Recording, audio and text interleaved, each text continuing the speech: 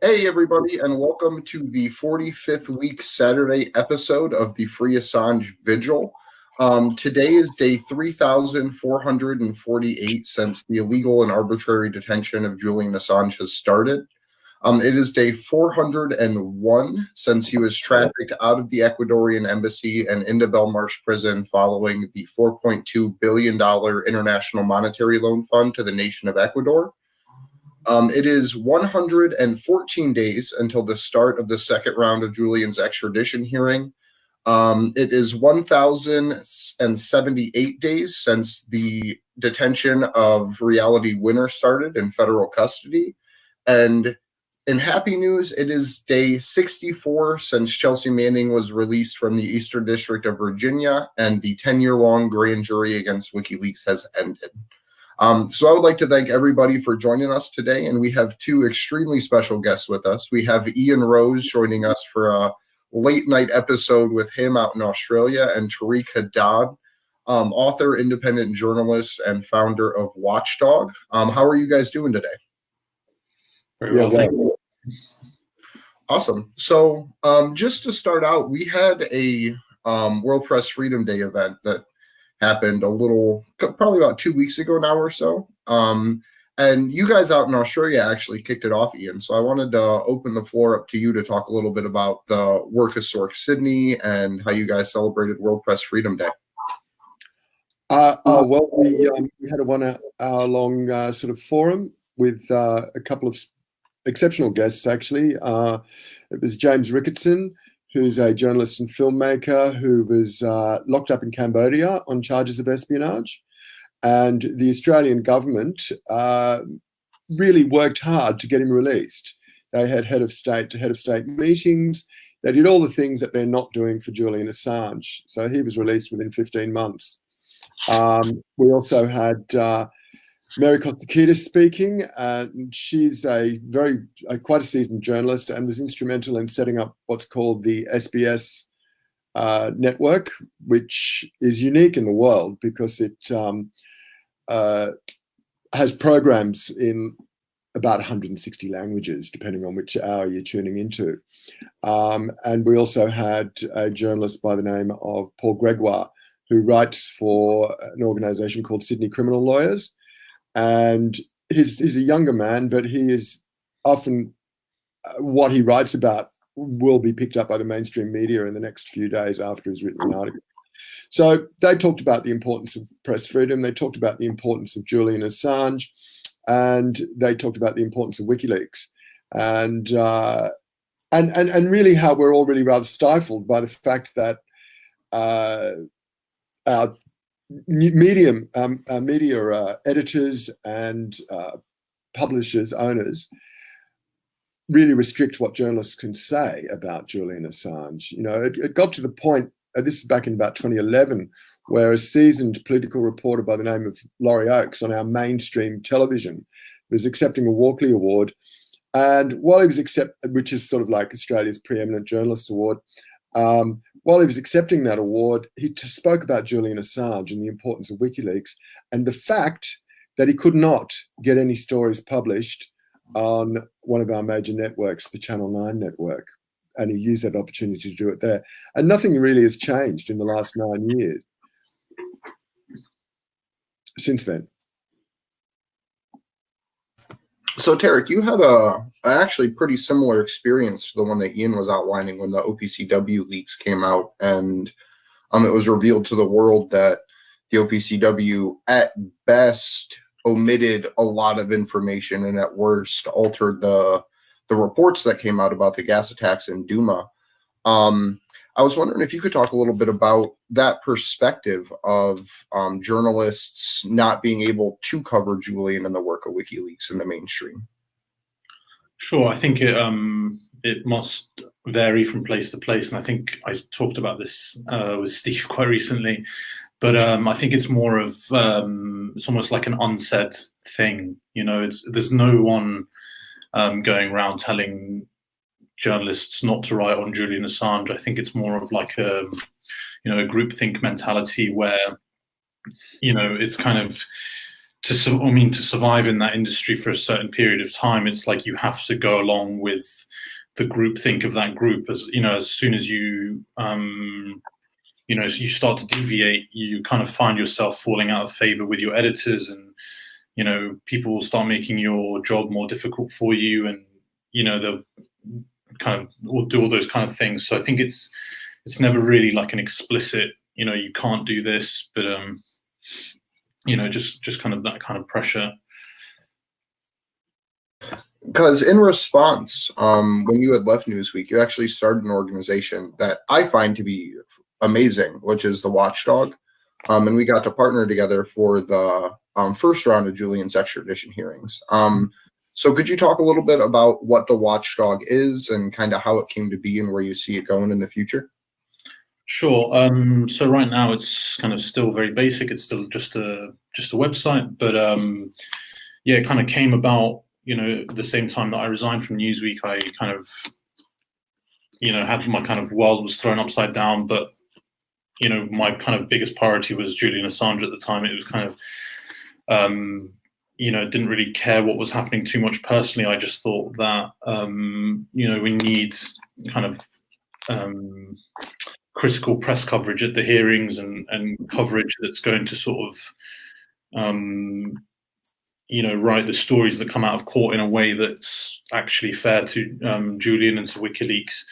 Because, as and you guys have probably discussed this countless times with, how the media has portrayed Julian, and we know the countless examples of, smears and fake stories that have been written in the media.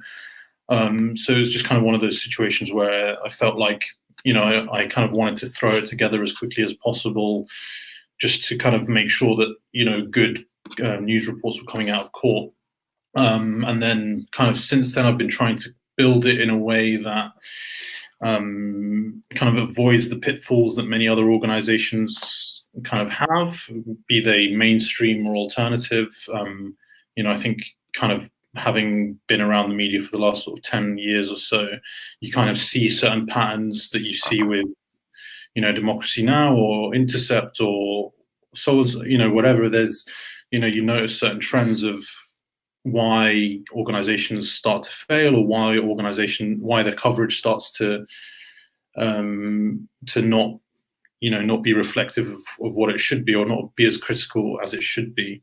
And then also just kind of throughout my own career with the mainstream media, I kind of saw that, like typical journalistic practices that you'd see or that you'd get trained in, where we're slowly kind of being eroded away because of, the need to generate clicks and, the things that, many people know about. So it's kind of been trying to re-inject some of those traditional elements of classic journalism into a publication, and doing it in a way that's kind of in line with the technology that we have at the moment with, crypto and encryption and all that kind of thing, and just making sure that it's a secure platform. And I'm still kind of building that out.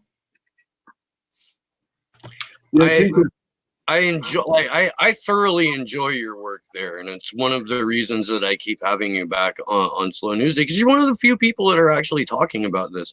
I woke up this morning, and the first thing I saw on Twitter was someone asking, why isn't there more coverage of Julian Assange? Why can't I find out anything about Julian Assange? So of course I was like, hey, we're about to go live with a vigil specifically about the thing that you're talking about.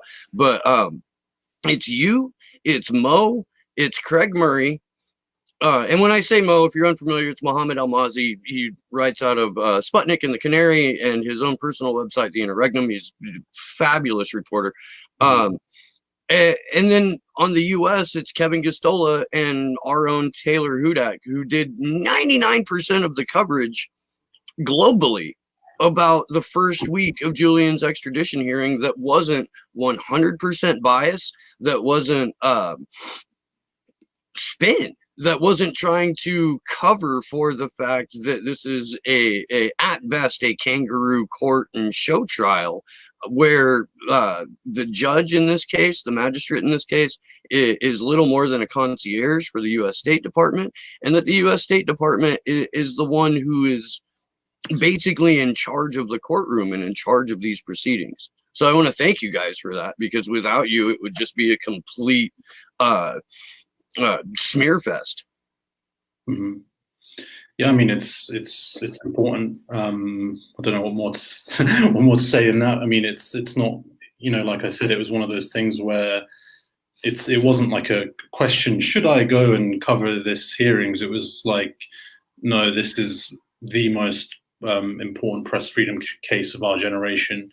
And not only that, I think it's extremely important for the future of our societies and our democracies, and I guess we're witnessing that now, where I think we're in a state of what looks like kind of institutional failure, and our kind of democraticness in our institutions is kind of, even though we could argue that it's not been there for a very long time, but it's kind of getting to that point now where it's really visible to most people on the street, not just people that engage in sort of alternative media. I think most people are now kind of waking up to, why are there police patrolling the streets with body cams and breaking up protests, and in our local streets, I guess people are used to seeing forces abroad in Syria and Iraq and so on. But I think, as journalists and historians have tried to say for a long time, is that,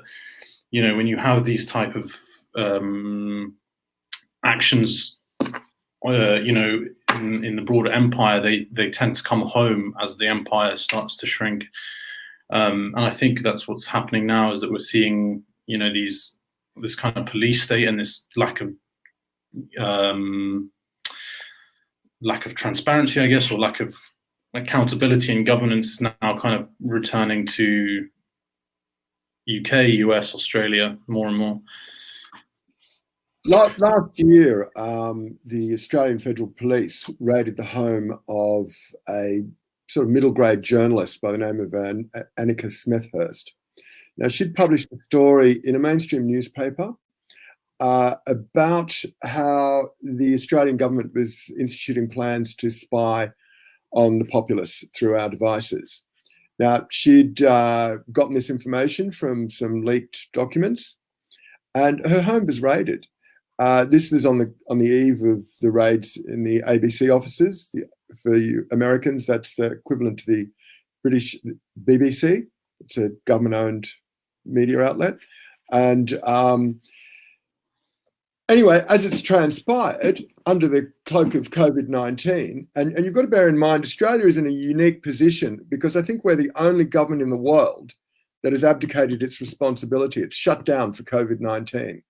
And I live in the only state in this country, New South Wales, that has also done the same thing. So we've got no levels of government at the moment here, except for our councils. But we've got these oversight committees, and we've got these panels. So the federal government is paying its mining and telco CEO mates $500,000 for doing the job each. And you've got no one with lived experience. There's no health experts there. There's no nurses, no doctors, no one on that advisory panel on how we get through COVID-19.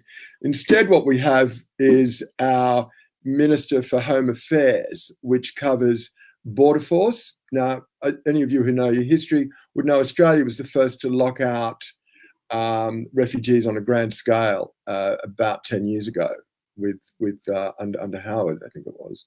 And we now lock them up. We spend billions and billions of dollars a year to lock up a handful of people and torture them, basically. So he was head of that, but now this new thing set up 3 years ago, the Homeland thing, is it covers Border Force and the Australian Federal Police and ASIO, which is sort of like our secret service. Peter Dutton is now trying to make it so it is you will be jailed if you don't release your passwords to your devices upon the request of any police person for any reason. Now, this is all happening under the cloak of COVID-19. Now, I'm not disputing COVID-19 as being real or not. And I feel for you Americans who have people rioting in the streets saying they want their jobs back. We should really be using this as an opportunity, like a general strike, to starve the billionaires, because the billionaires only exist because of our collective labor and consumption. And if we all just sort of refuse to do that, and we do just lock down, we can then rewrite the rules. Because at the moment, you've got your vulture disaster capitalists rewriting the rules as fast as they can. And so we need to get coordinated while we're opposing COVID-19. We have to do it with COVID-19 restrictions in mind. So anyway, I'm derailing it slightly. What I'm wanting to talk about is this creeping groupthink that Tariq was referring to earlier about why journalists aren't writing about whistleblowers or Assange in particular. It's not just that. It is, if you do write about such things, the government will raid you. Now, the government's not acting on behalf of the people. It's acting on behalf of vested interests, the money hoarders, the 0.1%. The AFP raids on the ABC offices were to get documents from that were leaked by a guy called David McBride. Now, he was within the army. He was in 2 different special forces, really quite high up. And he exposed wrongdoing in Afghanistan. And he was very open about being the leaker of the documents. So there was no real need for the AFP to raid the ABC offices. But they did raid them to basically put the wind up anybody that thought of publishing anything. Yeah, we've had the opportunity to talk to David a couple of times. He's been on the Vigil here. He's been on my show. His story is fascinating because he really thought that he was doing the right thing, and he was trying to go through proper channels, and he was like, look, this is extremely wrong what's being done here, and it should be in the interest of all of, in terms of him saying it, all of my superiors to want to see this information and have it out there. And they turned around, and now he's facing 50 years. He feels very isolated, and not just because of the COVID lockdown, but by his own country, by his own people. That there's no one really in Australia who's willing to tell his story. So the fact that he has to come on, ostensibly an American program, even though we have international guests regularly, to get this information out there speaks volumes to the amount of suppression in the Australian press and to carry that over into the global press, who should be aware of this situation. Now, I have always said, and Susie Dawson's 1 versus 5 Eyes series, it bears this out, that we don't have governments that run intelligence agencies. We have intelligence agencies that run governments. And those global intelligence, refers to the US government, the Australian government, the UK government, but it doesn't matter, as clients. They refer to these 0.01 percenters as clients, and they're manipulating and in many cases running both security, intelligence, and operations for these international multi-billion-dollar companies, as well as dictating legislation, being the silent partner in court proceedings and prosecutions, especially where whistleblowers are concerned.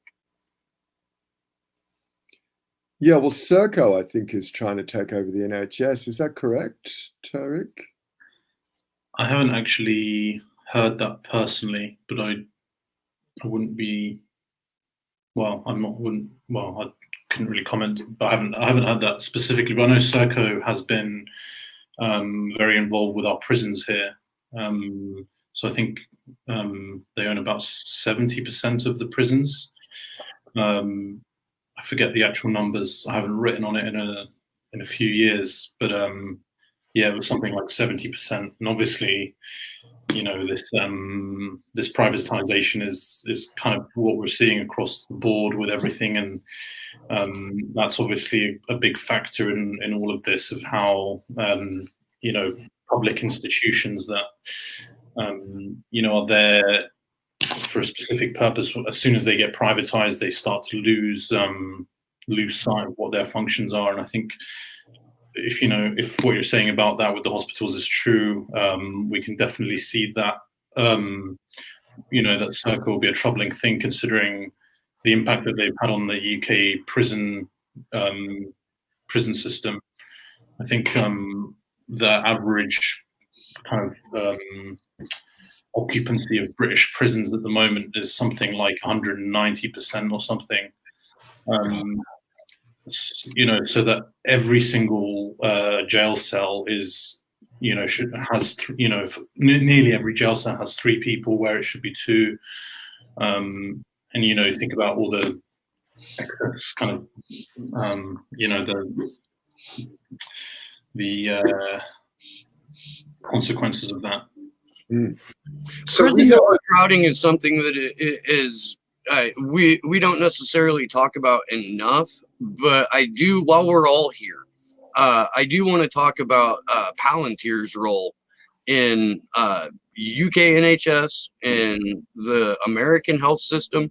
I know that Palantir is trying to weasel its way into Australia as well.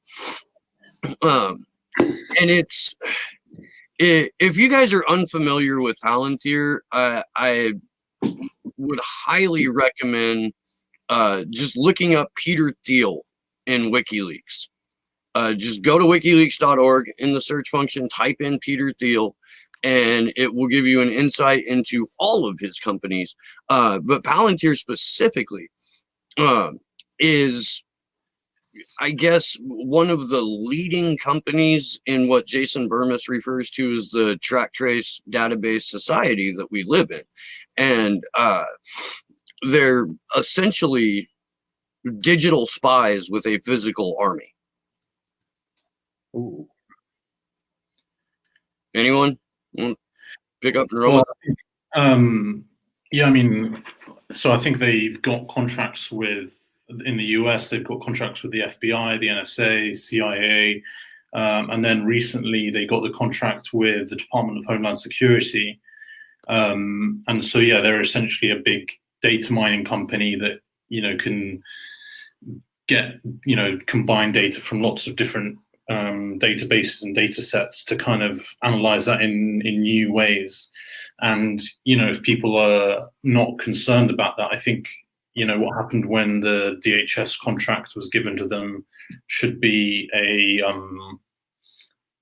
good reminder for everyone. I'm not sure if everyone's familiar with this story, but as I think within months of that contract, I think they made 500, or, they had that kind of big weekend where they, used all these, these new tools with the Department of Homeland Security, and they arrested 500 immigrants, I think, in the space of a weekend.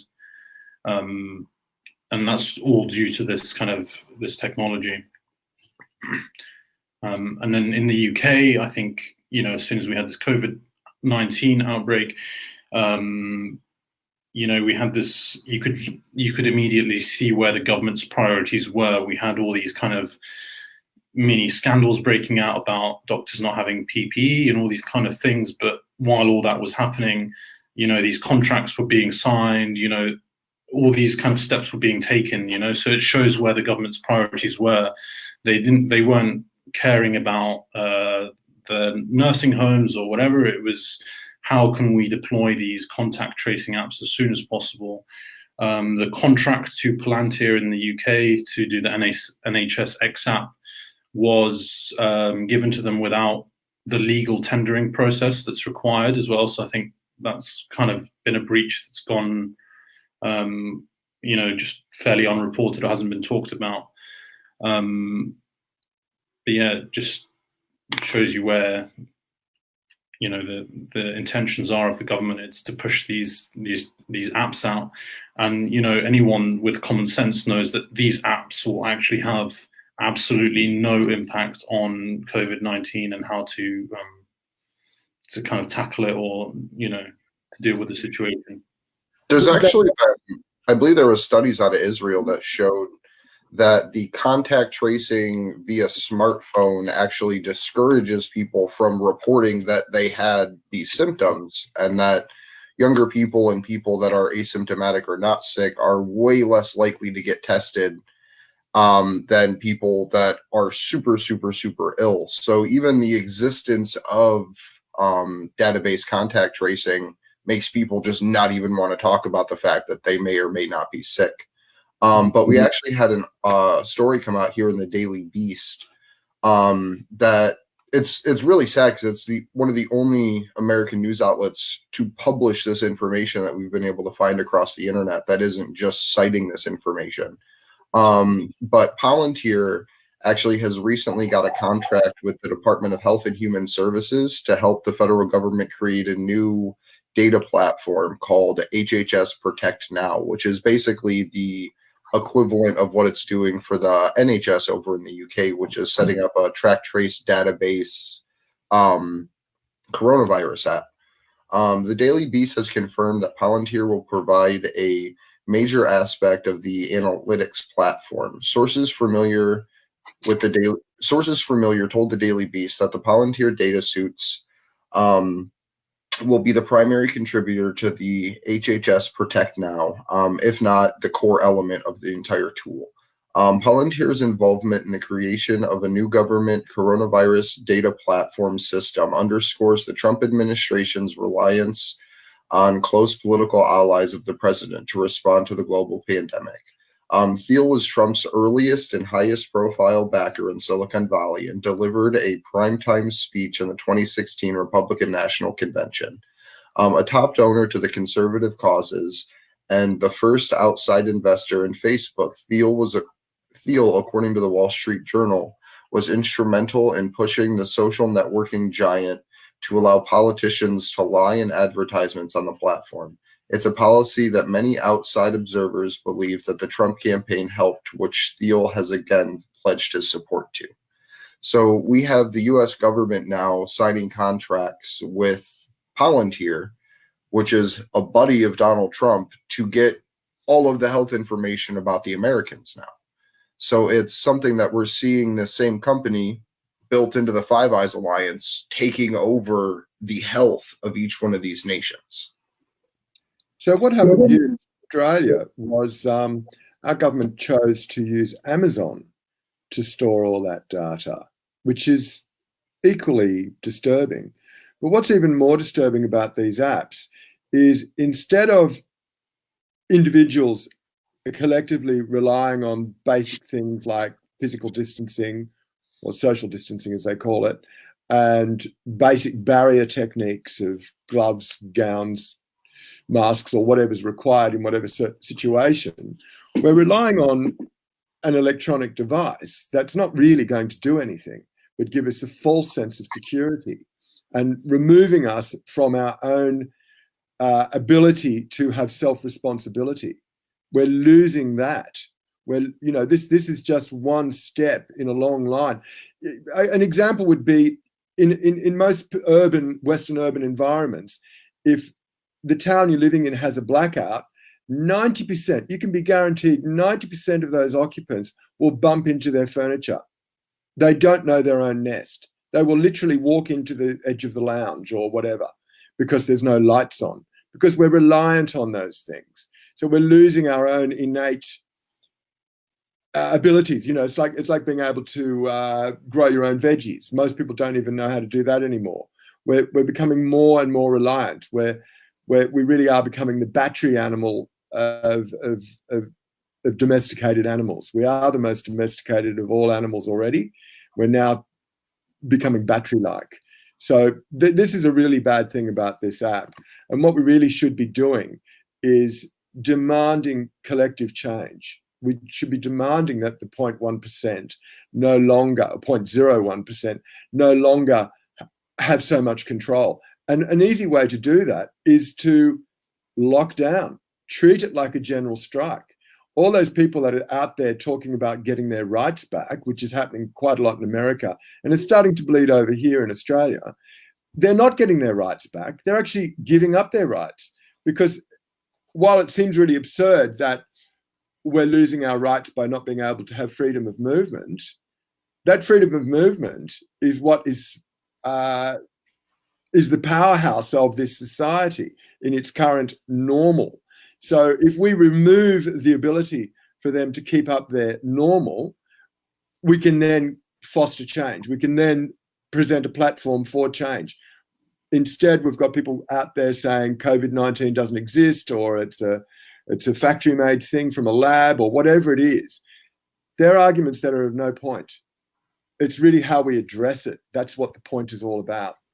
Well, a lot of those protests are astroturfed as hell. And what I mean by that, if you're not familiar with the concept, they're not grassroots, they're not organic, they're funded and people are following orders. And the people that are funding it typically are libertarian billionaires who have no interest really in the peasant class's freedom of movement, but they want us to generate their income. So if your protest is, please let me go back to work so that my boss can buy his mistress a Mercedes, you're not protesting right. You know, that's not a genuine protest. And that's what we see a lot with the people who stormed the Michigan State Capitol building. That's what they want. They want to generate more income for their employers. In many cases, and I want to make this perfectly clear, I understand that there are people who own small businesses who are getting absolutely crushed. That's intentional. And as Ian said, a collective general strike is how you get your agency back.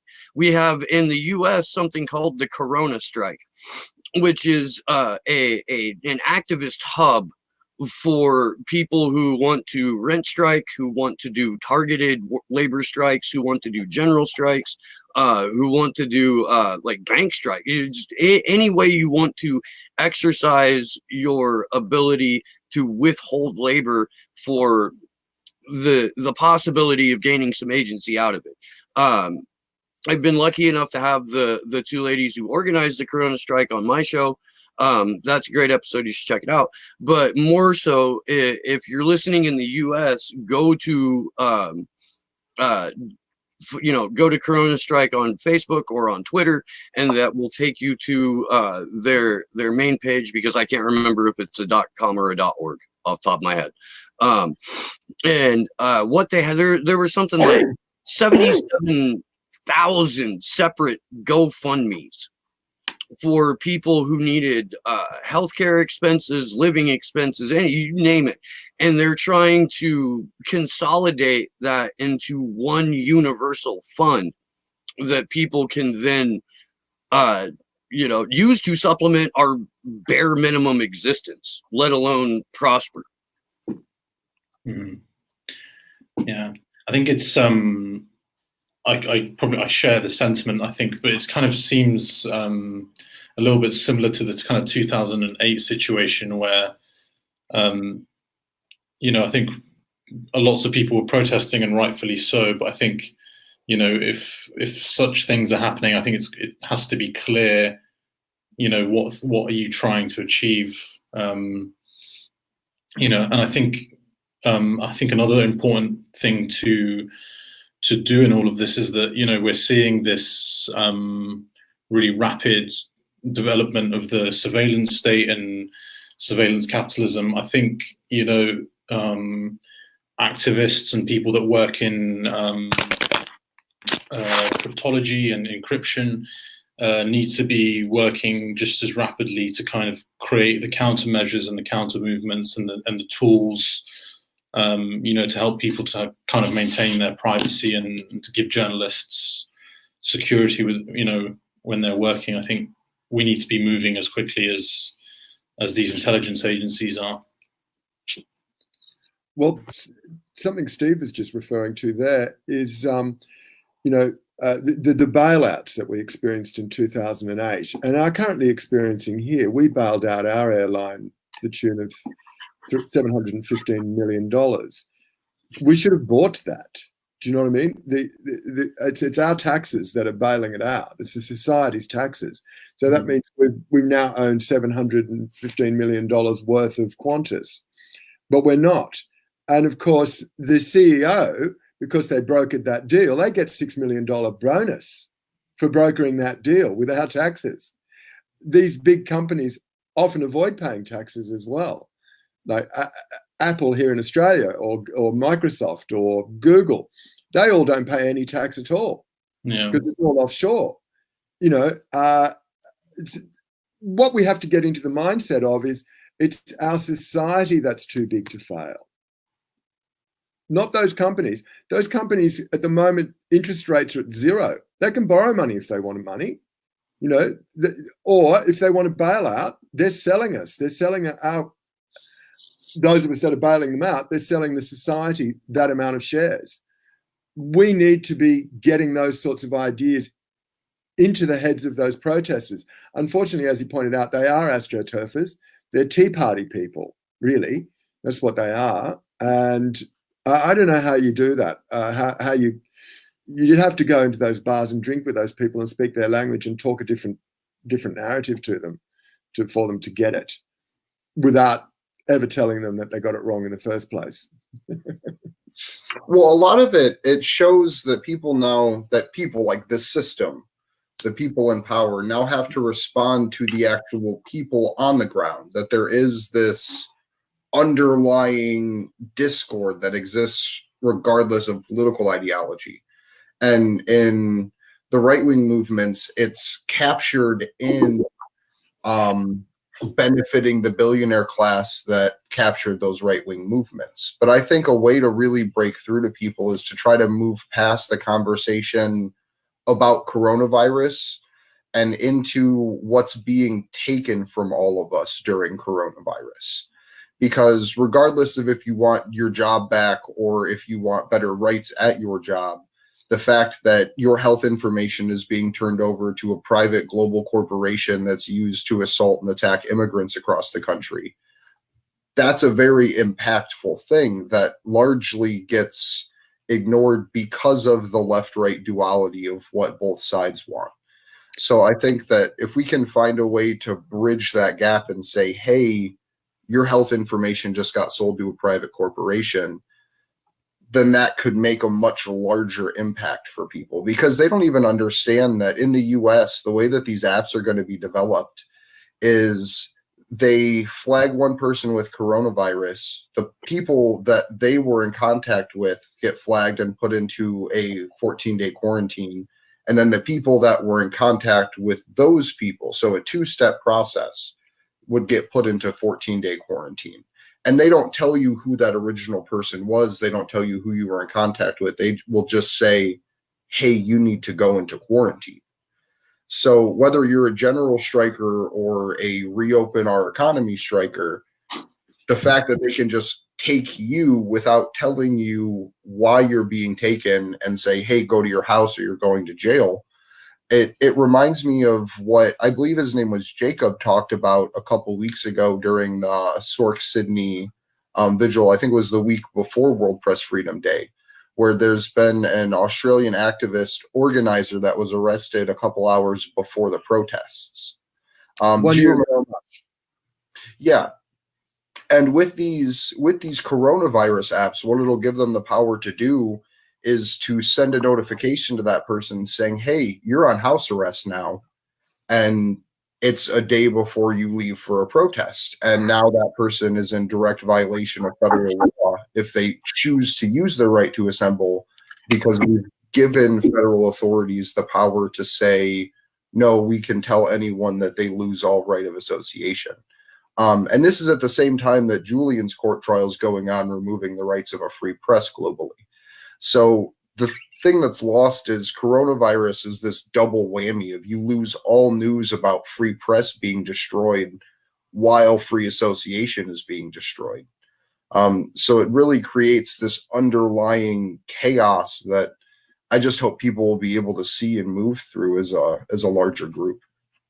I think you're right about getting the idea across to these people that are riled up about what it is they're about to lose.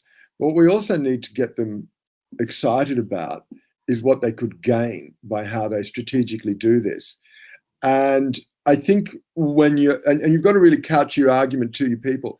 Those people don't care about immigrants and them being locked up. So they're not the people to talk to about that. I mean, Australia has probably got the record for the worst way it deals. We've done worse than build a border wall. You know, and it's Serco that's also funding a lot of this. But we've got detention islands, and they cost billions of dollars. Like, I don't know how many billions have been spent.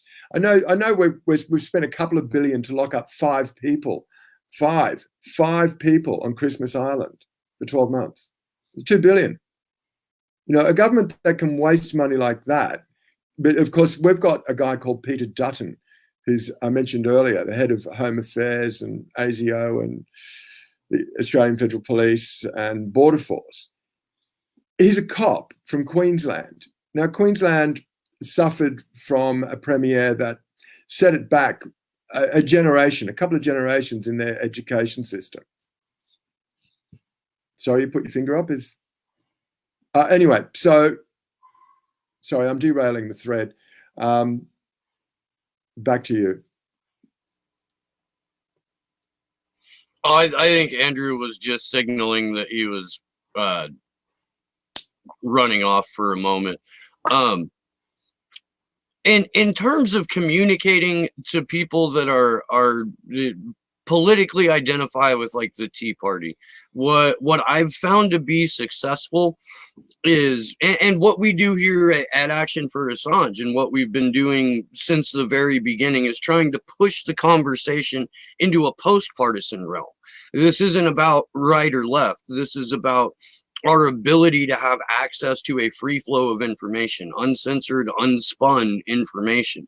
And as long as you can center the conversation around something that we all agree on, which is free speech, the ability to go to a website like WikiLeaks and get primary source material that we can then digest and make our own decisions on the subjects discussed in this primary source material.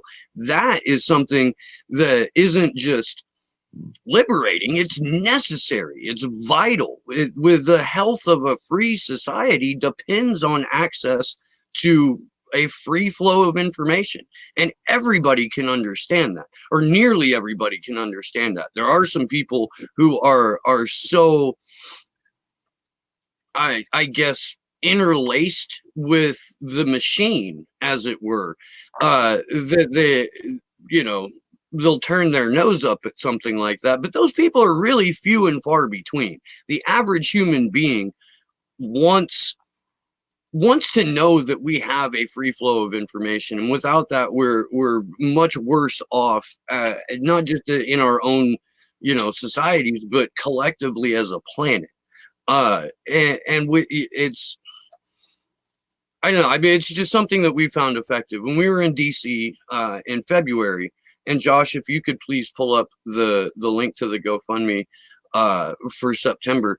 But when we were in DC in February, we spoke to people of all political ideologies. We had a WikiLeaks flag with us, and they've signed this flag. They put their names on it as almost a living document to a post-partisan reality.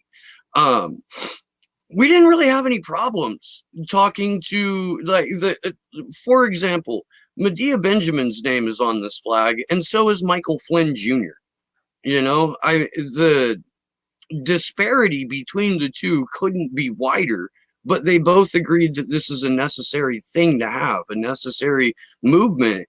Free Assange movement as an idea is a necessary idea. And one of the things that I have always admired about Julian Assange and about scientific journalism in general is that you can't arrest an idea. That's True. my rant. Yeah, true. And I guess just to add to that, you know, they've been willing to, you know, to kind of embarrass both the left and right with, don't hold their punches in terms of, what documents they put out for everyone. Not afraid to kind of, I guess, even harm their own reputation with their own supporters, as they, most people, I think, saw the public interest in the 2016 DNC emails, but obviously that cost them a lot of reputational damage within the left. But obviously, it was still the right thing to do. Yes, exposing wrongdoings. And the reputational damage on the left from the DNC leaks, it largely comes from the fact that the actual left-wing progressive leadership at the time didn't use that to fight back against what was exposed, never picked it up and said, hey, look at this bullshit. Mm-hmm. I should be the nominee. I'm not stepping down and endorsing this person. So that was a big thing that added on, is the person that was supposed to stand up at the time when those leaks happened didn't. Mm-hmm. And since then hasn't for the last almost 5 years now. I take you're talking about Bernie Sanders. Right. We call him a sheepdog over here. And he's done it again with Biden. Yeah, I've said that Bernie Sanders' hip hop name is Sheep Doggy Dog. What he exists for is to make sure people stay within that duopoly.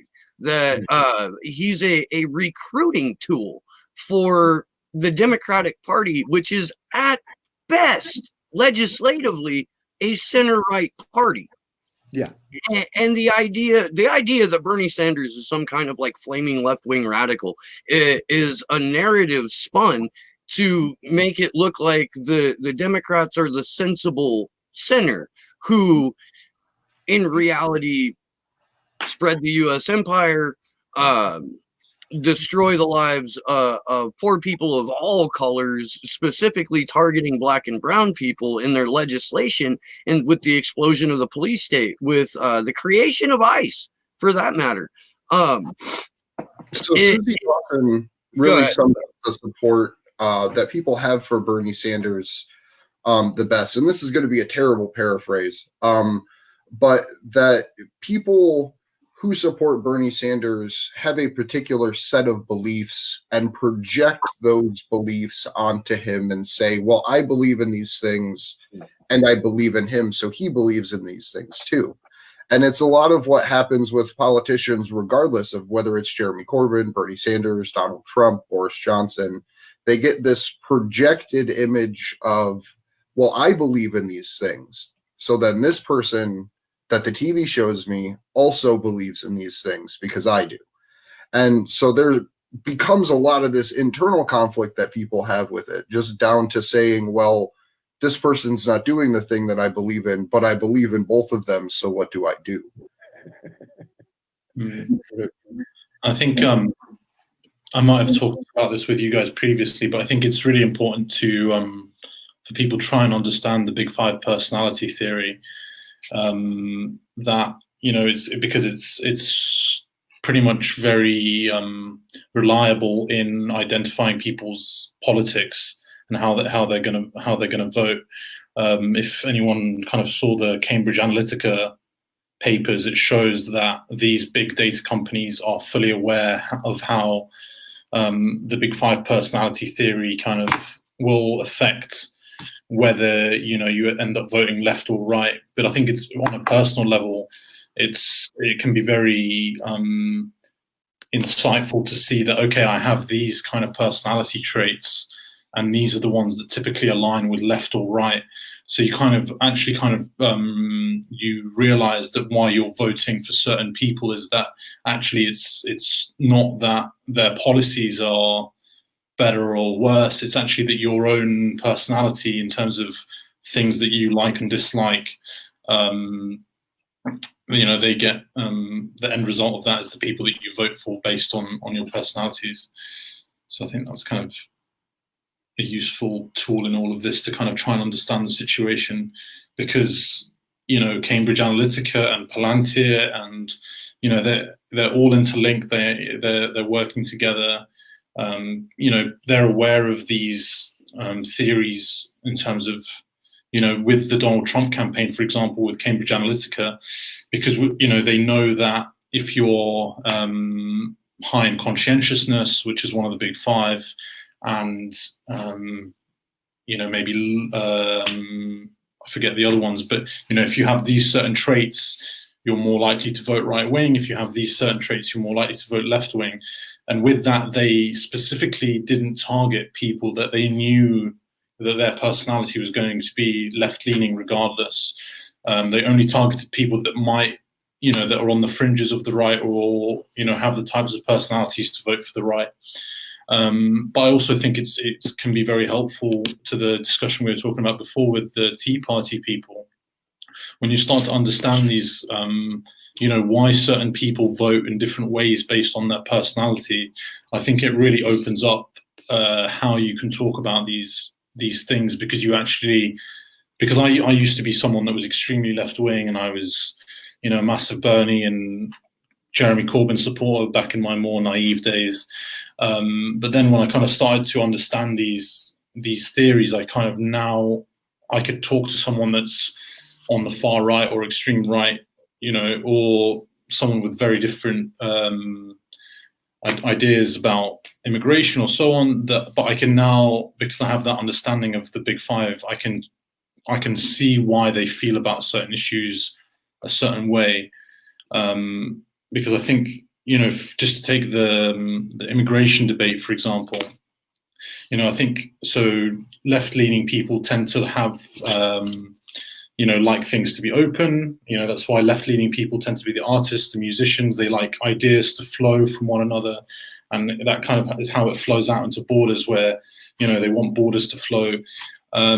The people that are naturally going to be more right-leaning are more, prefer structure and order and tight rules around everything. And that's why, when they argue for greater border control, it's not because they dislike immigrants necessarily, or even though I'm sure, there's people that do kind of cross that line into racism and xenophobia. But I think it's more of an instinctive personality thing of, they see borders as more of an essential thing that's needed to structure society and things like that. So I think it's, it can be it makes it easier to talk to people from a different point of view without kind of having these partisan clashes that we're seeing.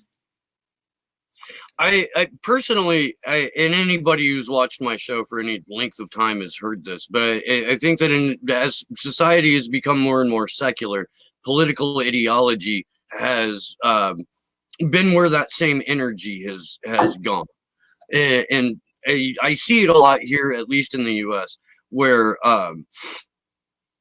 it's a religious fervor in terms of I'm a progressive, or I'm a Republican, I'm a Democrat.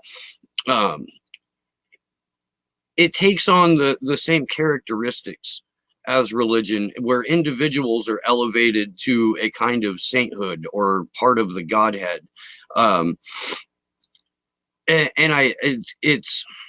It becomes increasingly hard to give people information that runs counter to what is ostensibly and ultimately a tenet of faith.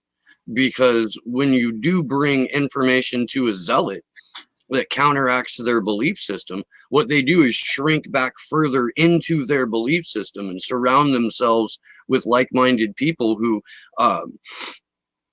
I guess, coddle that belief system, reinforce that belief system. Which is why it's so important to bring the conversation out of the political realm and into a post-partisan reality, because then you can have those conversations. And when it's not couched as right, left, center, when it's couched as this is, a thing we can all agree on, this giant corporation should not have the right to all of your health information. The US government shouldn't be able to go into your web browsing history without a warrant. Things that make sense to everyone. And if you can depoliticize it, then I think you have the opportunity to reach more people. Mm-hmm. Totally agree. And I think also, just to kind of add to that, is that people's, like you mentioned, people's political identities are so ingrained into who they are. So, and as soon as you get into those discussions, people automatically will put up a defensive guard because they don't want to kind of damage the group that they're in, because it's so much intertwined with their personal identity and who they are.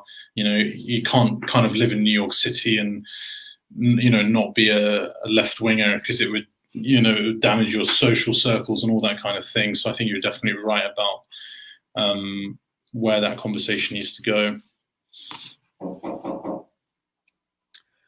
Well, look, thank you very much for having me on your program tonight, this afternoon. I should run off 1 second, sorry. I imagine it's winding up now, is that correct? Yeah, we're going to start transitioning into our news segment. So Ian, thank you very much. I know it's incredibly late or incredibly early, depending on how you want to look at it. Will you please tell people, because we do have an international audience here, and I've been contacted personally by people who live in Sydney and around Sydney who want to become more involved. So please tell them where they can find you, where they can find information about Assange-related groups in your area. And again, thank you very much for being on the vigil with us today. Look, thank you so much for having me. And also, it's been a real pleasure to be part of this inspiring conversation this evening. People can write to us at info, that's info, .sawc Sydney, SYDNEY @gmail.com, or the @ SAWC Sydney on Facebook, Twitter, or Medium. Unfortunately, we lost our website some time ago and haven't rebuilt a new one. And of course, from that, we've got access to groups around the country. So if you want to write in, we will send you the link to what's in your nearest city. And of course, if there isn't something in your nearest city, start something. Thanks, fellas. See you soon. Thank you. Nice to meet you. Likewise. Bye-bye. So I want to thank you very much for joining us too, Tariq. If you could, please let people know where they can find you and where they can find your work. Yeah, thanks for having me on again. Always a pleasure. TariqHaddad.com, so TAREQHADDAD.com, or thewatchdog.net. Yeah, like I've mentioned before, I'm making a few updates to the website, so it might be jumping around a bit, but you should find something there. Awesome. Thank you very much for joining us today, buddy. All right, thank you.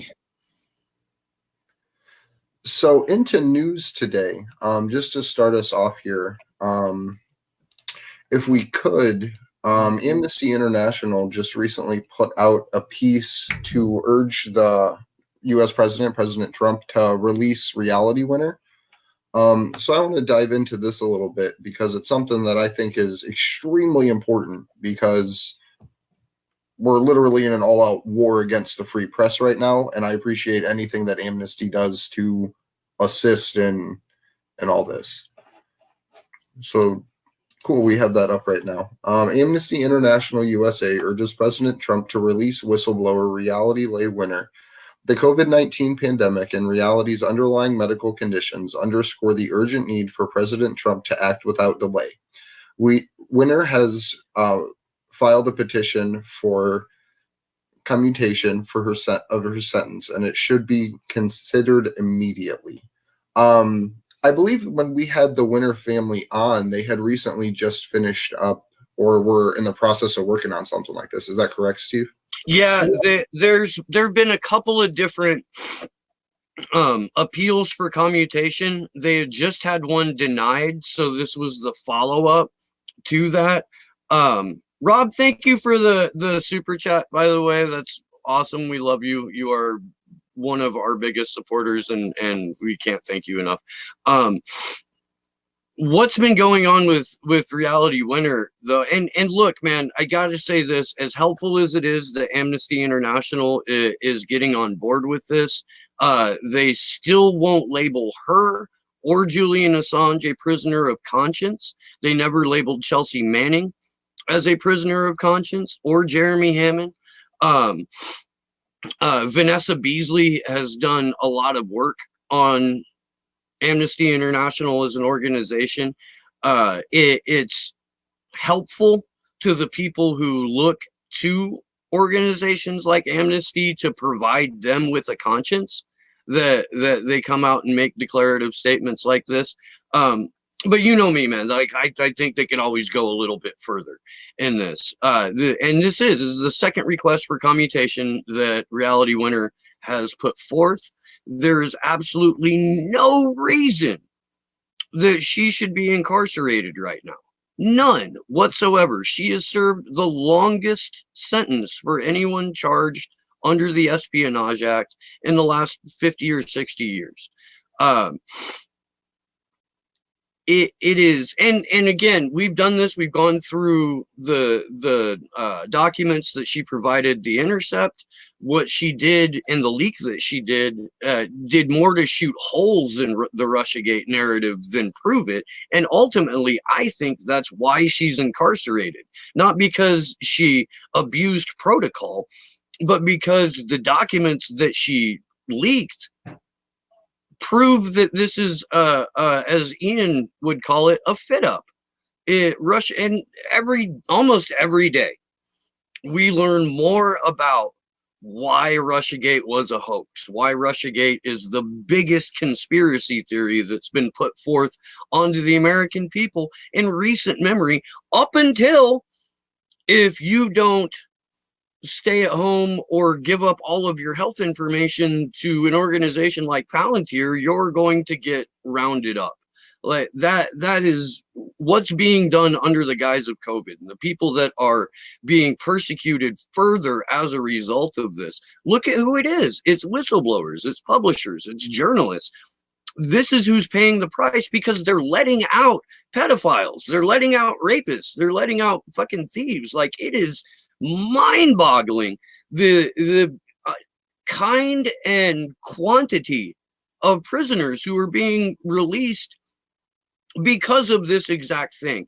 And yet we find non-violent inmates being left to rot and possibly die as a result of this virus.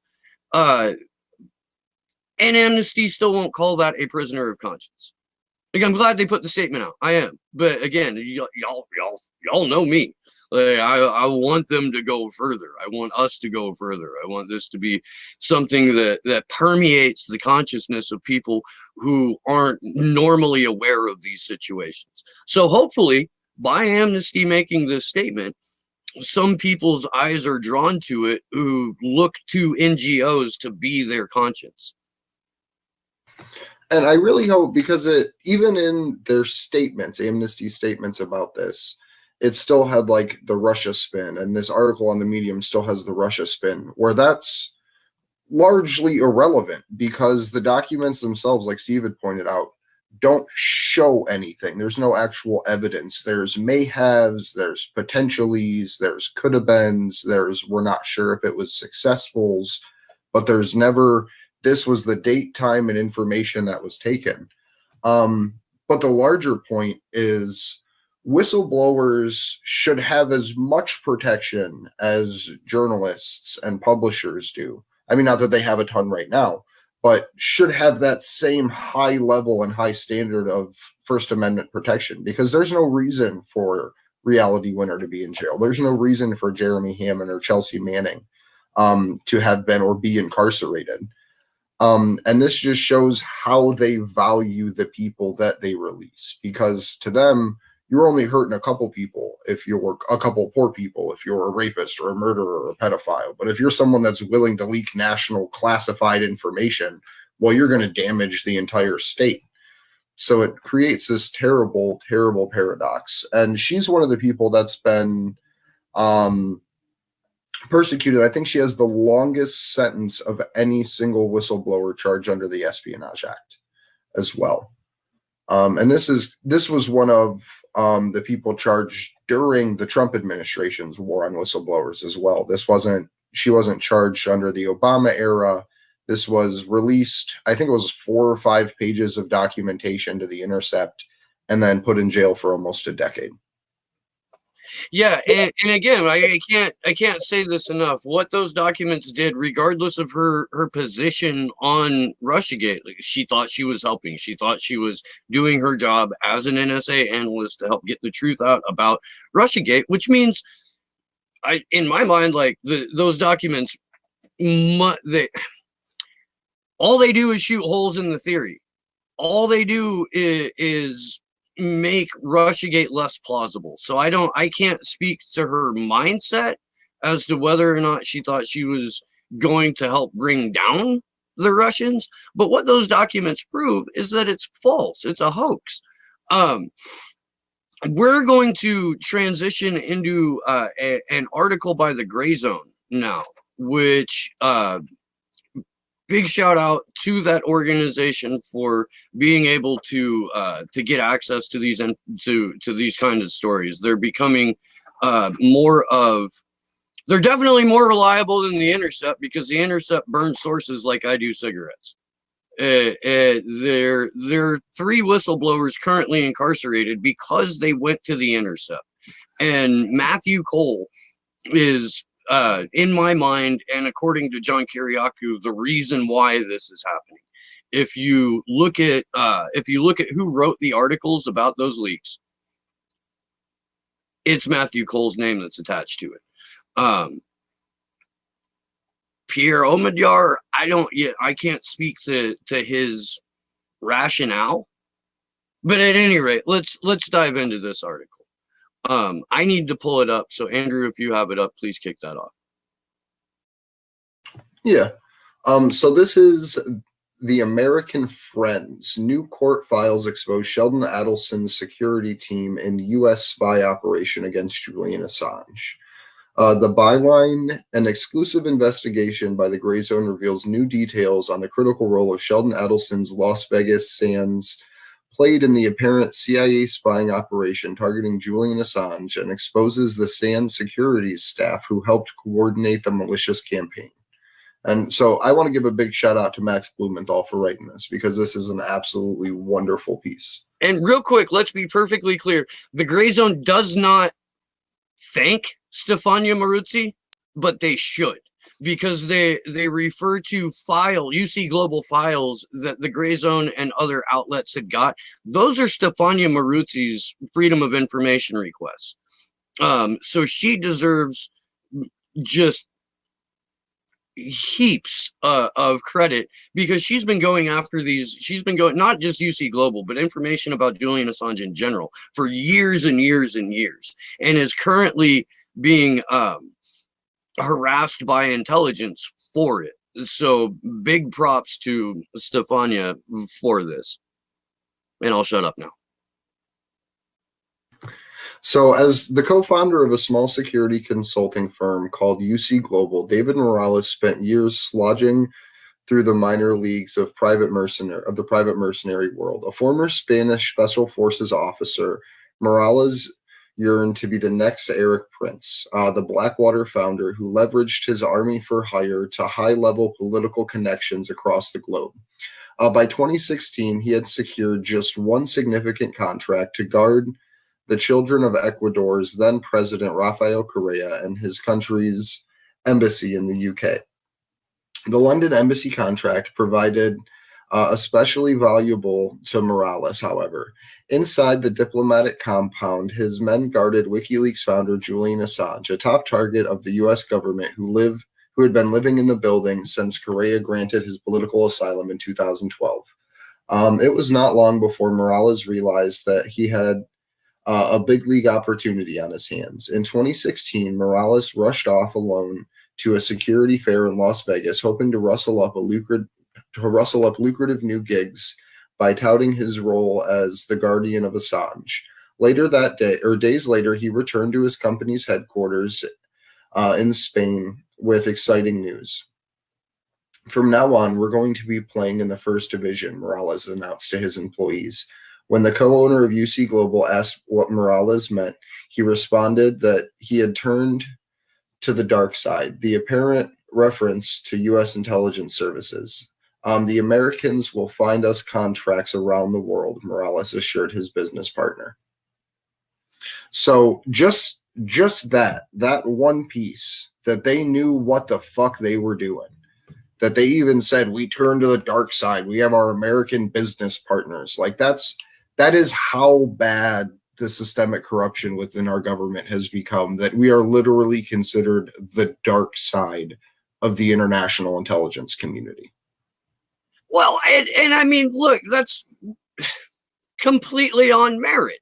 I mean, if you look at the CIA's role since its inception as the OSS, what it is a tool for destabilization, overthrow, persecution, and assassination.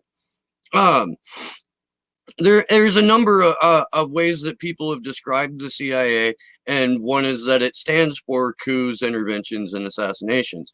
That's its function, its primary function. And let's not forget, this is an agency that was created on the back of Operation Paperclip, which was the Nazi draft after World War II, where all of the scientists and intelligence experts and the think tanks around Hitler's Germany were recruited to become part of what became the Five Eyes countries.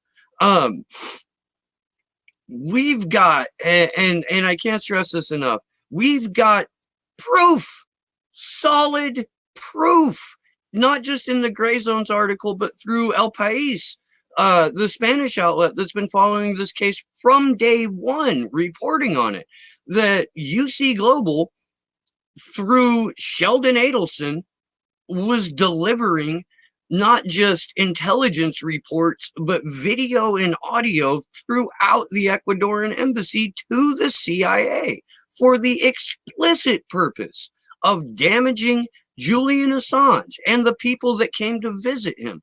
They bugged and videotaped the women's bathroom, for fuck's sake. Like, this is not just an international incident, but it should be an international outrage. I can't stress this enough. The case of Julian Assange is the case of the breakdown and erosion of international rule of law. The number of laws that have been violated, not just by the US, but by the UK, by Sweden, and by Ecuador, all to go to the erasure of a journalist and publisher, should be enough, not just to dismiss the case in court outright, but to spark a giant international movement of regular human beings who want to live a life out from under the boot of global intelligence. Well, the problem is that boot of global intelligence is so nice and covert and camouflaged that people don't even realize that they're living under it most of the time. Where no, even, but it couldn't be more clear at this point. Right, and that's the crazy part, is as soon as you want to look up to see the person stepping on you, everyone can literally see this global intelligence community trying to crack down with authoritarian technocratic devices that they'll implant on you and in you to be able to track you. But people don't realize that. Like this article here, it's immensely long and it basically chronicles out most everything, but I want to go down to the part that outlines it's titled "Pompeo Outlines the Attack on Assange." Oh yeah, no, I'll jump in on that because I never miss an opportunity to kick around Mike Pompeo. Per the article, Pompeo's first public speech as CIA director, hosted at the Washington, D.C. based Center for Strategic and International Studies think tank on April 13, 2017, was one of the most paranoid and resentful addresses ever delivered by an agency chief. The former Republican congressman from Kansas opened his speech with an extended tirade against the Philip Agees of the world, referring to the CIA whistleblower who handed over thousands of classified documents to leftist publishers that revealed shocking details of illegal U.S. regime change and assassination plots around the world. Alluding to Agee's contemporary soulmates, Pompeo declared, quote, "The only thing they don't share with Agee is the need for a publisher. All they require now is a smartphone and internet access. In today's digital environment, they can disseminate stolen U.S. secrets instantly around the globe to terrorists, dictators, hackers, and anyone else seeking to do us harm," end quote. The CIA made no secret about the identity of its target. It is time to call out WikiLeaks for what it really is, a non-state hostile intelligence service, often abetted by state actors like Russia. For the next several minutes, Pompeo ran it against Assange, branding him as a narcissist and a fraud and a coward. The right-wing Republican even quoted criticism of WikiLeaks publisher By the Intercept's Sam Biddle. Next, Pompeo pledged a long-term campaign of countermeasures against WikiLeaks. He said, quote, "We have to recognize that we can no longer allow Assange and his colleagues the latitude to use free speech values against us." I'm going to read that one more time, because this is the guy who was at the time director of the CIA, now director of the State Department. We have to recognize that we can no longer allow Assange and his colleagues the latitude to use free speech values against us, to give them the space to crush us with misappropriated secrets as a perversion of what our great Constitution stands for. It ends now, end quote. Are you fucking kidding me, Andrew Smith? And that is embodied in the argument that is made in court when the U.S. prosecution says the First Amendment does not apply to foreign nationals, but the Espionage Act does. That statement right there, that mindset, that mentality of we can change the rules when the rules no longer suit us, is what gives a nation and a leader powers, essentially. Your ability to stir the pot, to crush dissent, and then say, no, what we did was legal because I had the power to rewrite the rules. Yeah, if that doesn't scream totalitarianism to you, I don't know what to say. Back to the article real quick. Though Pompeo said he recognized that the CIA is legally prohibited from spying on people through electronic surveillance in the United States, he seemed to have already put into motion an aggressive program to spy not only on Assange, but on his American friends, lawyers, and virtually everyone in his immediate vicinity. Carried out by UC Global, the campaign entailed recording private conversations of U.S. targets, opening their phones, photographing their personal information, and even stealing their email passwords. The CIA's apparent attack on Assange had been activated weeks earlier when WikiLeaks announced the publication of CIA's Vault 7 files. It would not be long before Adelson's security team began preparing space for Morales in Vegas. In case we didn't go over that part, what happened, there's a massive security conference that takes place in Las Vegas every year. Probably won't happen this year, but in years past. And people who have these private security firms all gather around the world, all gather in Las Vegas at the Sands, owned by Sheldon Adelson, in order to commiserate and plot with would-be clients. Morales went to Vegas seeking a paymaster, and he found one in the CIA. It's as mafioso as you can publicly get.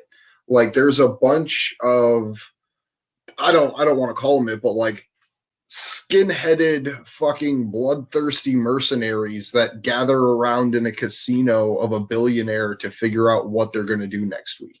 Morales has longer hair than me, but okay. He may not now. I don't know. That's how I picture all the Blackwater people, I guess, and people of that cast of character. No, active duty, yeah, but once you're the boss, you can do whatever the hell you want. Oh yeah, for sure. But like, we talk about this a whole bunch, but I don't think enough people have seen it. We have a video of Cassandra Fairbanks breaking down essentially like the real-time access to Julian Assange's communications and literal personal conversations, in-person conversations that they had, when she talks about how she went there to warn Julian that they were going after him for the Chelsea Manning leaks. And then the next thing you know, she was locked in a closet for hours and essentially got told, no, you pissed Adelson off. Yeah. Oh, shit. Sorry about the camera there. If you haven't, after the vigil today, please go look on Action for Assange's YouTube page and find that interview that we did with Cassandra Fairbanks back in February. The amount of bombshells that she drops in that like 15 minutes alone give people an insight not only into how and why Julian Assange was targeted at that time in January of 2019. Very little more than 3 months before he was, as Andrew says, trafficked out of the Ecuadorian embassy. But it gives you an insight into how long the Trump administration had been planning to make Julian Assange the sacrifice on the altar of press freedom.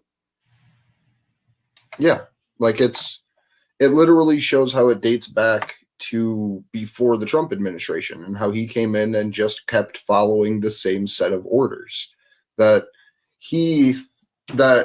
the best Julian got was a back channel through what the fuck was that guy's name? Dana Rohrabacher? Dana Rohrabacher, yeah. Dana Rohrabacher. Kim.com had in some way facilitated if Julian Assange would come out and say that it was Seth Rich and not the Russians, that President Trump might give him a pardon. And this was 10 months after Julian Assange had gone on TV and said it wasn't the Russians, but here's this reward for whoever finds the murderer of Seth Rich. So literally the best the Trump administration had, in my opinion, was a jest saying, hey, well, if you do the thing that you already did, we'll let you go.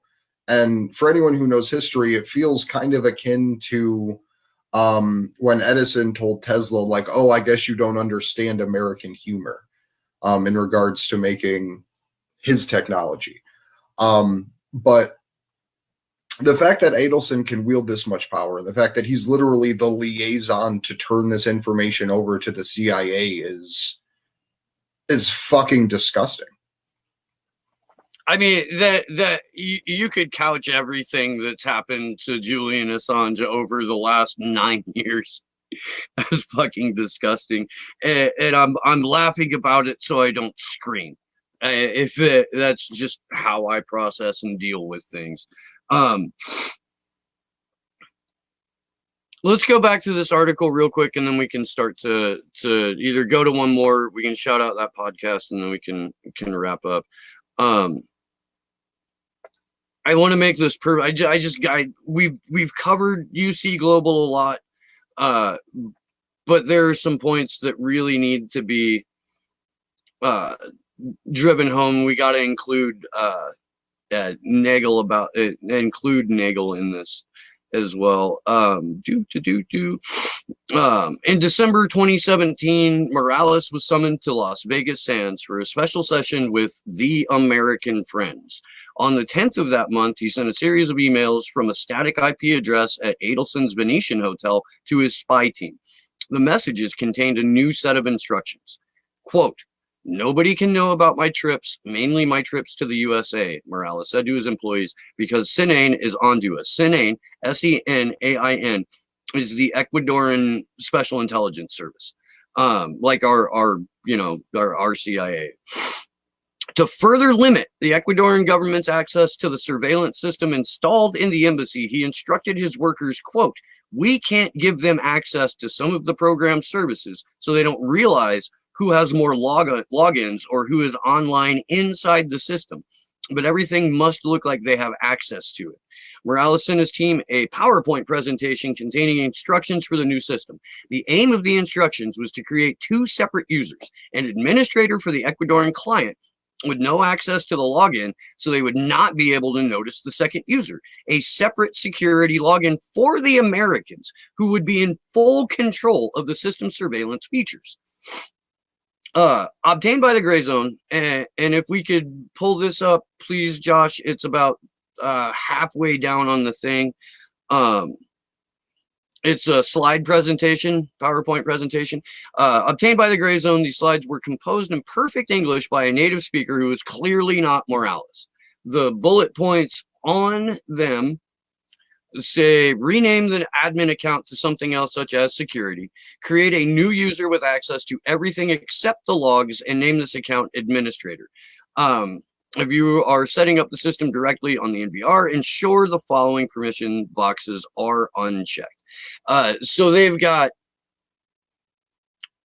both Stefania Maruzzi and the Gray Zone have full documentation that that UC Global was playing not just the Ecuadorian intelligence service, but the entire government in order to ship this information over to the CIA.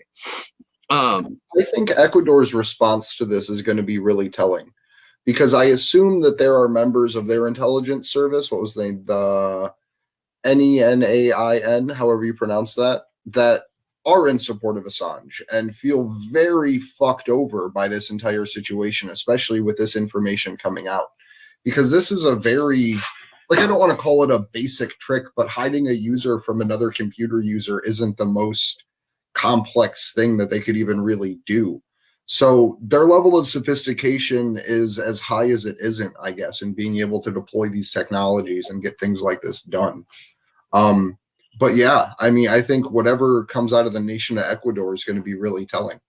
That's, I think, a big country to watch right now, because a lot of this revolves around their contract with this intelligence agency being exploited. Well, and not only that, but the continuation of the Spanish trial against David Morales and the more information that can be gleaned from it will hopefully be incorporated into the extradition hearing in September. That's something that we all need to follow up on a little bit, is whether or not that information is going to be allowed into the hearing. My hope is Julian's legal team calls David Morales as a witness. That's my hope. Because they've got more than enough documentation to prove beyond all shadow of a doubt that not just Julian Assange's lawyer-client confidentiality was violated, but everyone who came into that embassy had experienced a violation of their civil or human rights in some way.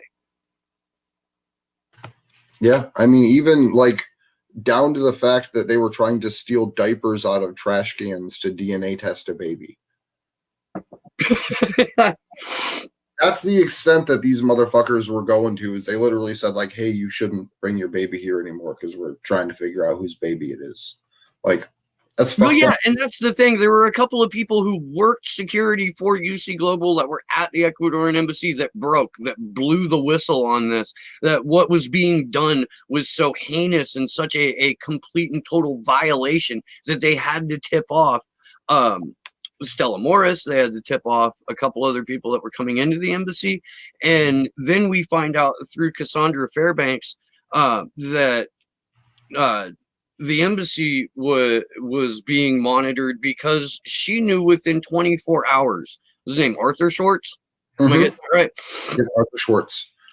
Because Arthur Schwartz was threatening her via text and via phone calls that she recorded, and eventually those got leaked. And to her, I just want to say thank you, because that is an act of heroism, like being willing to release information at that level about the most direct players involved. Like, I want to give Cassandra a huge, huge thank you for being involved in that way. For sure. Let's go ahead and kind of run through the last little bit of news here. We've got about 15 or 20 minutes. There is a podcast that dropped yesterday or the day before. That's okay. I'm just gonna give it a shout out real quick. If you go to Epicenter EPI Center.tv, it's episode 339. It's called "What Julian Assange Represents to the Crypto Movement," and it's an interview with John Shipton, Julian's father. They and Harry Halpin, who's the CEO of NIM Technologies and also a friend of Julian Assange's. NIM Technologies proliferates information about cryptocurrency. There's a number of different ways that a healthy and free Julian Assange benefits the proliferation of both crypto technology and encryption. So when you have time, and I'll drop a link to that at least into my chat,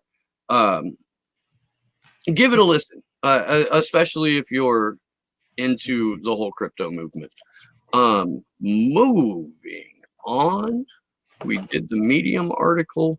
I think our last thing is the Big Brother Watch information that came out.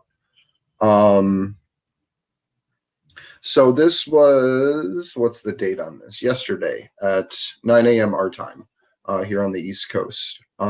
Big Brother Watch said, wow, every charge under the Emergency Coronavirus Act reviewed by CPS so far, 44, was wrong and has been reversed. Plus 12 wrongful charges under the lockdown regulations have been reversed. So basically, let's be real clear here real quick. CPS refers to Crown Prosecutorial Service, not the U.S. Child Protective Service. This is a UK-based thing. So when we say CPS, in this case, we mean Crown Prosecutors, the British legal system. Just wanted to clear that up real quick. Yeah, because yeah, no, absolutely. And this is referring to the lockdown that happened in the UK, because theirs was much more extreme than the US's.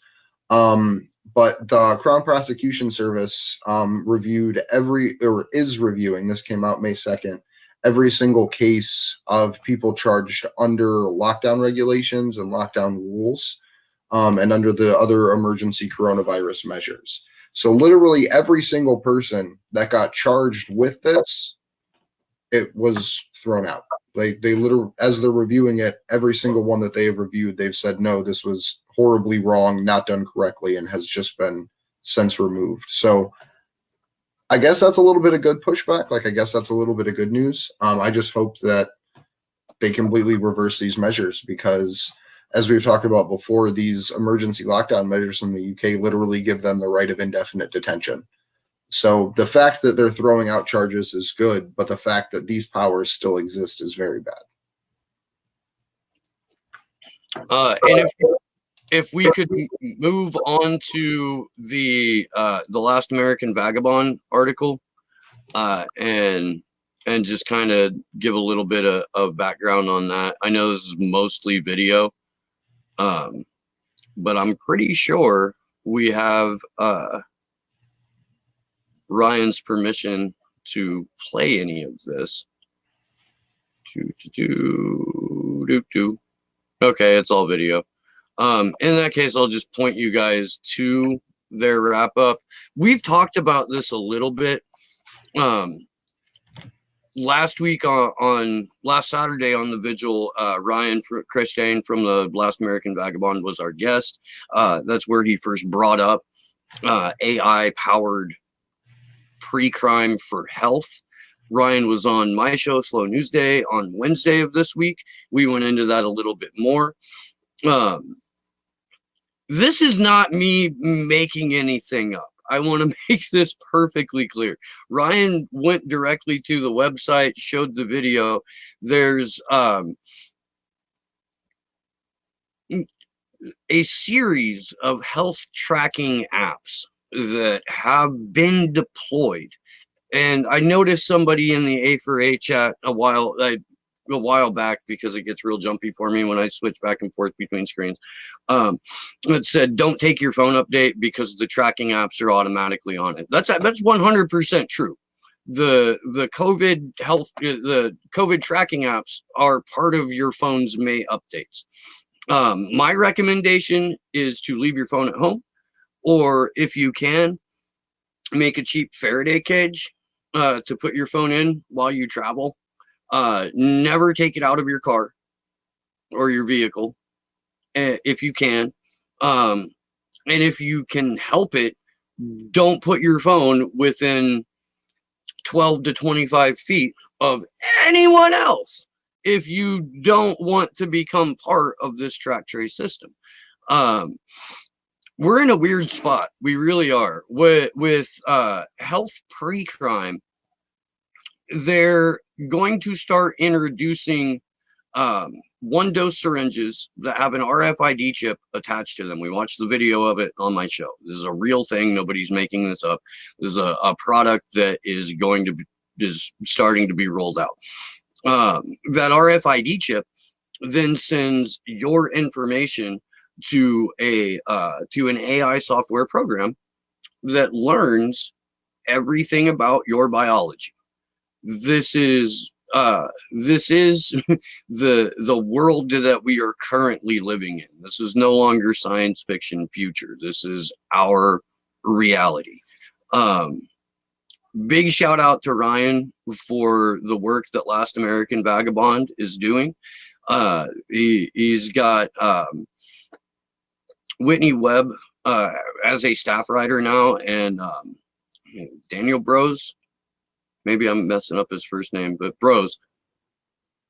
Okay, Daniel Brose, who is another excellent researcher and writer in his own right, have both come on board The Last American Vagabond, and TLAV is a completely demonetized platform on YouTube. All of the people who are trying to proliferate accurate information about, not about COVID itself, but about the track trace systems that have been developed to help us during this crisis. All of those people are getting demonetized and shut down. I guarantee you I'm next. It's getting to the point to where we're all going to get pushed out into the corners of like Rockfin and BitChute and DLive. So if you are listening right now and you are a regular viewer of programs like Last American Vagabond or Jason Burmes's show, follow them to these alternative platforms. It's really, there's about a 10% rate of follow onto new platforms that I've noticed, that I've experienced, and looking at the numbers that Burmes has on Rockfin or Ryan has on Rockfin, that 10% is pretty constant. Let's increase those numbers, please. Let's do that, because the more we can get away from having the second largest search engine in the world in YouTube manipulate algorithmically the content that we get to see, the better off we're going to be. So please think about doing that. Consider doing that. Is that it? Are we wrapped with news? I think that's it. If we could put up the GoFundMe one more time, and if we could get those, it's in the document. You just got to copy it. Okay, I can go grab it real quick and share screen. We are trying to, once again, if you don't know, get to Washington, D.C. Julian's trial is set to take place in September. We have about 4 months. I believe the count was 114 days today until Julian's next round of hearings. If we have 3 weeks, it's 3 weeks total of protests that we have to get planned. We're working with the same groups we allied with last time. We're getting new groups involved. But we need your help and assistance with this, because we're not AstroTurf. We're literally people on YouTube trying to get the word spread about what's happening. So if you have the ability to donate, please do so. If you can share it around, that would be awesome. We're going to be, in the next probably week or so, releasing a video specifically for the GoFundMe and updating all of that as well, to give you kind of a little rundown of events and what we have planned and who we're working with. So yeah, I mean, just keep waiting for updates on there and sharing it as often as you guys can. And also, if you're someone that is connected and working with some other activist organization, and you would like them to get involved, and you think that that group would be interested in working with us, we are interested in working with basically any group that's interested in working with us. So that would be awesome if people could help connect us with others throughout the activist community. We're also putting out all calls for organizers and activists to join us in building their local pre-Assange movements, but also joining us in DC as well. So I put the link to the GoFundMe in the A4A chat and in the Slow News Day chat. Please, yeah, I can't stress this enough. I know how broke I am. and I can't, I can only imagine that is fairly consistent across the audience. So if you aren't in a position to where you can donate a few bucks, totally understand that. I'm not either. But please share the link and on every social media platform that you belong to. I really think that a tactical move for people in the Assange movement is to try to make these vigils blow up on platforms like Mastodon and Minds and Gab and MeWe and whatever else that is going on, as well as getting people over to platforms like Rockfin, BitChute, and DLive. Yeah, I think that's I think that's gonna do it for today. You want to go ahead and close us out, Andre? Yeah. I appreciate everybody joining us. We were supposed to have Fiorella with the Convo Couch on today, but she did not have a chance to make it because she's not feeling well. So I hope you are feeling better and can join us some Tuesday or Saturday in the future. A big shout out to Tarek as well as Ian for hopping in here. It was about 4 a.m. when we started for Ian, so he is a true trooper. And I just want to thank everybody for watching. If you want to contact us, you can find us on Twitter at action_4Assange, or you can email us at info@action4Assange.com.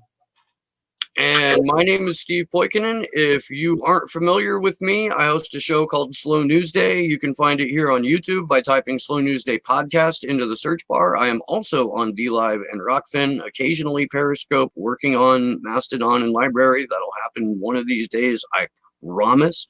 I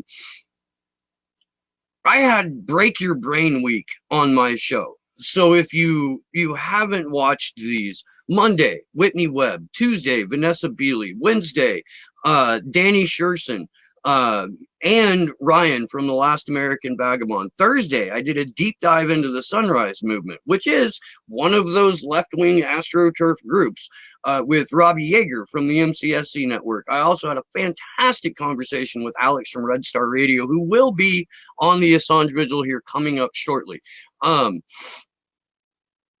Thank you for being a part of this with us. We love you guys.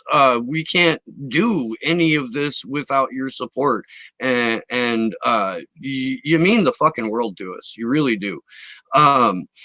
Thanks to Sleepy Josh on the 1s and 2s, setting up everything. I know you're fucking beat, bro. I'm sorry we dragged you out of bed for this. We but I'm dumb, so I can't do it myself. Thank you to Kimber, the mean panda, for making all the graphics. We are going to be releasing our teach-ins this week. Episode 1 will be available very, very shortly. We're going to do a series of these leading up to the second extradition round. I have meetings coming up with national organizers based in DC this week. We have plans, y'all, and we want you to be a part of it with us. We need you to be a part of it with us. So if you're not already activated, we're going to get you there. and I can't express how important it is to be in DC for all 3 weeks. That's why there's a large target amount on the GoFundMe.